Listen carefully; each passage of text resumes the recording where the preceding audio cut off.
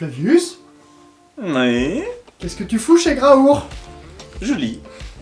Et tu lis quoi?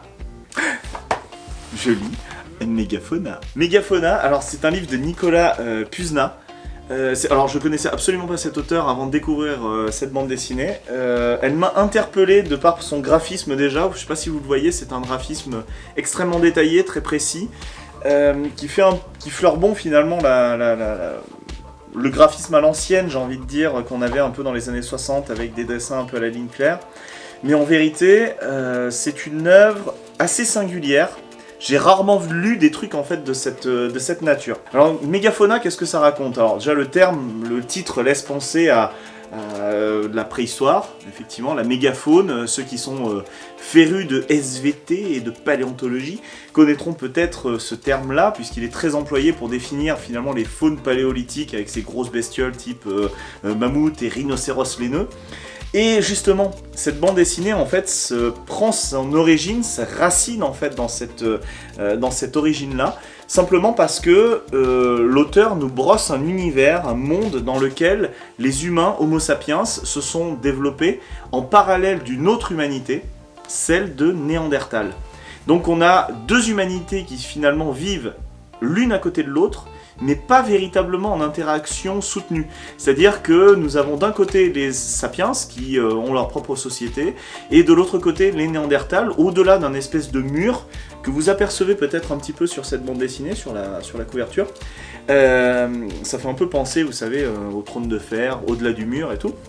Ce que je trouve extrêmement intéressant dans cette bande dessinée, c'est justement que l'auteur s'attache à penser l'humanité à travers deux formes, deux expressions différentes qui n'ont pas du tout les mêmes réflexes, les mêmes aptitudes finalement. Nous allons suivre un jeune homme en fait qui s'appelle Timoléon, qui est un sapiens et qui est appelé en fait à aller au-delà de ce mur pour rencontrer la civilisation des Néandertaliens.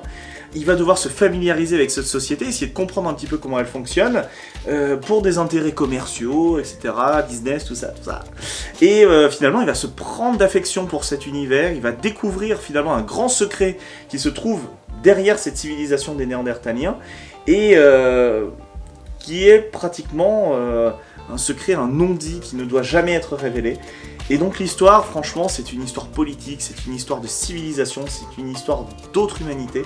Et je vous invite vraiment à lire cette bande dessinée, je ne veux pas trop vous en dire sur son histoire, parce qu'il faut s'immerger à l'intérieur, essayer de comprendre un peu comment ça fonctionne, et franchement c'est chouette.